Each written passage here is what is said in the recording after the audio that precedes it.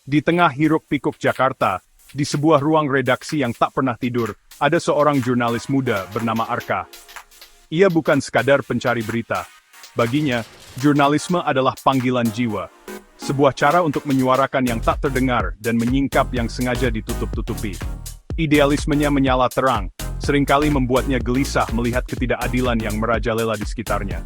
Ia percaya, kata-kata punya kekuatan untuk mengubah dunia, setidaknya secuil demi secuil, berita demi berita. Arka selalu mencari cerita yang lebih dalam, yang tersembunyi di balik angka-angka dan pernyataan resmi para pejabat. Suatu sore yang basah oleh hujan, sebuah paket tanpa nama tiba di mejanya.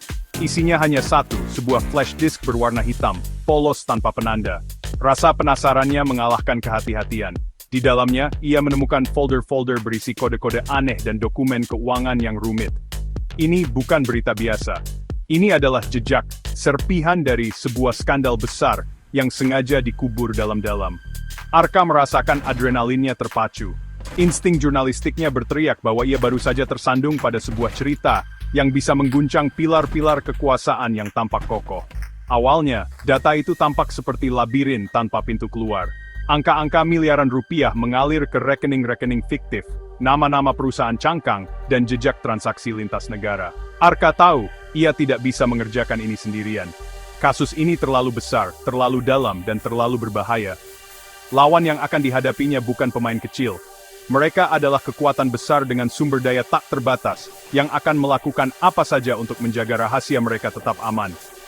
Disinilah Arka sadar, untuk melawan monster, ia membutuhkan tim yang luar biasa. Malam itu, Arka tidak bisa tidur.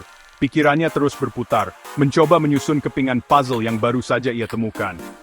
Ia menatap layar komputernya, melihat diagram aliran dana yang mulai ia gambar. Setiap garis yang ia tarik terasa seperti langkah mendekati mulut singa. Namun, ketakutan itu tidak memadamkan apinya. Sebaliknya, itu justru menjadi bahan bakar.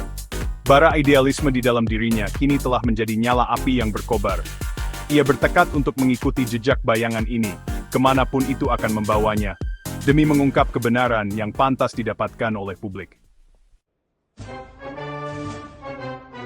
Menghadapi tembok data yang begitu tebal, Arka segera menghubungi dua orang yang ia percaya. Pertama adalah Lila, seorang peretas etis yang jenius. Jemarinya menari di atas keyboard, seolah itu adalah perpanjangan dari pikirannya.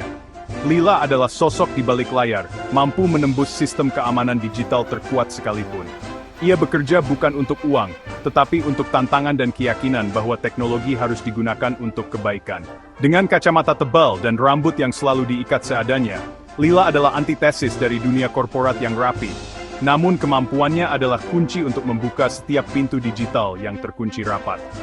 Orang kedua dalam tim adalah Dimas, seorang mantan polisi dengan intuisi setajam elang.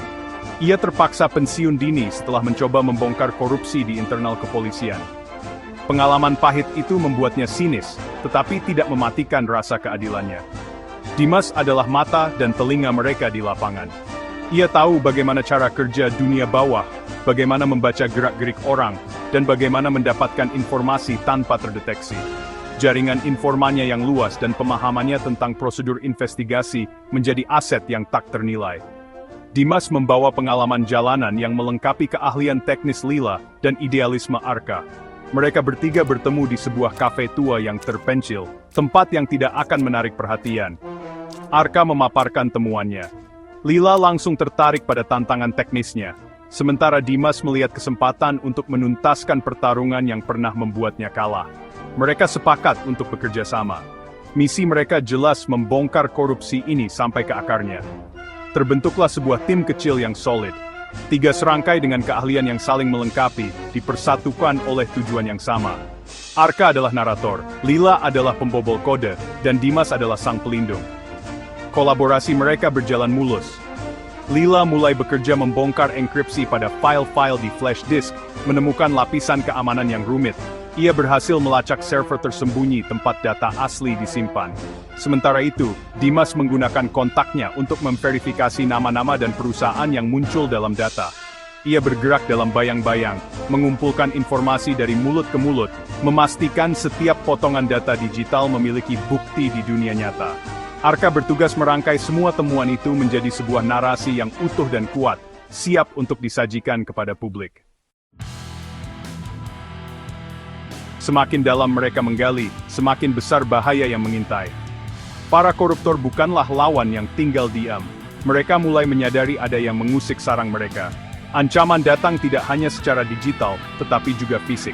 Suatu malam, laptop Lila tiba-tiba mati total. Sebuah serangan siber canggih mencoba menghapus semua jejak pekerjaan mereka. Beruntung, Lila selalu selangkah di depan. Ia sudah membuat cadangan data di beberapa lokasi rahasia. Serangan itu justru memberinya jejak digital si penyerang, yang mengarah pada sebuah perusahaan keamanan siber yang terafiliasi dengan salah satu politisi papan atas. Ancaman tidak berhenti di situ. Dimas mulai diikuti oleh mobil-mobil tak dikenal. Teleponnya disadap, dan apartemennya pernah diacak-acak saat ia tidak di rumah. Mereka tidak mengambil barang berharga, hanya meninggalkan pesan yang jelas, berhenti.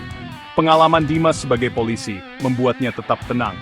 Ia menggunakan keahliannya untuk mengelabui para penguntit, mengubah rute perjalanan, dan berkomunikasi dengan tim melalui saluran yang aman. Ketegangan semakin terasa. Setiap dering telepon atau suara langkah kaki di malam hari membuat mereka waspada. Mereka tahu, setiap langkah bisa menjadi yang terakhir. Arka pun tak luput dari teror. Ia menerima panggilan telepon tanpa suara, pesan-pesan bernada ancaman, hingga sebuah foto dirinya yang diambil dari jarak jauh, diselipkan di bawah pintu apartemennya. Editornya di kantor berita mulai menekan Arka untuk menghentikan investigasinya, khawatir akan keselamatan dan reputasi media mereka. Namun, semua ancaman itu justru semakin meyakinkan Arka bahwa ia berada di jalan yang benar. Ketakutan itu nyata, tetapi tekad untuk mengungkap kebenaran jauh lebih besar. Ia hanya perlu lebih berhati-hati dan lebih mempercayai timnya. Kerja tim menjadi benteng mereka satu-satunya. Lila membangun perisai digital yang lebih kuat di sekitar komunikasi dan data mereka. Dimas memastikan keamanan fisik Arka dan Lila, seringkali berjaga di dekat tempat tinggal mereka tanpa terlihat. Arka, di sisi lain, menjaga semangat tim tetap menyala, mengingatkan mereka akan tujuan besar di balik semua risiko ini. Mereka tidak lagi hanya sekadar rekan kerja, tetapi telah menjadi keluarga yang saling melindungi. Di tengah badai ancaman, ikatan mereka justru semakin kuat, ditempa oleh bahaya, dan didorong oleh tujuan yang sama. Puncaknya tiba ketika Lila berhasil menembus server utama dan mengunduh seluruh arsip transaksi ilegal, lengkap dengan rekaman percakapan yang tak terbantahkan. Di saat yang sama, Dimas mendapatkan kesaksian kunci dari seorang mantan akuntan yang siap buka suara dengan jaminan perlindungan. Semua kepingan puzzle kini telah lengkap. Mereka memiliki bukti yang solid, cukup untuk menjerat para pemain besar di balik skandal korupsi proyek infrastruktur senilai triliunan rupiah. Ini adalah momen penentuan, saat di mana semua kerja keras dan risiko mereka akan diuji. Dengan semua bukti di tangan, Arka tidak langsung mempublikasikannya. Ia tahu, ini harus dilakukan dengan strategi yang matang, agar dampaknya maksimal dan tidak bisa dibantah. Bersama timnya, ia menyiapkan sebuah paket laporan investigasi yang komprehensif. Data disajikan dengan visualisasi yang mudah dipahami, kesaksian direkam, dan alur cerita disusun dengan rapi. Mereka bekerja semalaman, memastikan tidak ada celah sedikit pun. Malam itu, ruang kerja mereka yang sederhana berubah menjadi pusat komando untuk sebuah operasi pemberantasan korupsi oleh warga sipil. Tepat pada hari yang telah ditentukan, Arka merilis laporannya secara serentak di beberapa platform media online independen yang terpercaya. Efeknya seperti ledakan bom. Berita itu menyebar dengan cepat, menjadi topik utama di seluruh negeri. Publik terkejut dan marah. Bukti yang disajikan begitu kuat, hingga para pihak yang dituduh tidak bisa lagi mengelak. Aparat penegak hukum didesak oleh tekanan publik yang masif, akhirnya bergerak. Penyelidikan resmi dibuka, dan satu persatu para pejabat serta pengusaha yang terlibat mulai dipanggil untuk diperiksa. Tirai kebohongan akhirnya tersingkap. Kisah Arka, Lila, dan Dimas adalah pengingat. Pengingat bahwa keberanian melawan ketidakadilan bukanlah monopoli aparat. Ia bisa tumbuh di hati seorang jurnalis, seorang peretas, atau seorang pensiunan polisi. Ini adalah bukti bahwa kolaborasi dan integritas adalah senjata paling ampuh untuk melawan korupsi yang sistemik. Di tengah kegelapan, Selalu ada individu-individu yang berani menyalakan lilin kebenaran. Masa depan sebuah bangsa yang lebih baik tidak dibangun di atas menara gading kekuasaan, melainkan di atas fondasi integritas setiap warganya yang berani berkata tidak pada ketidakadilan.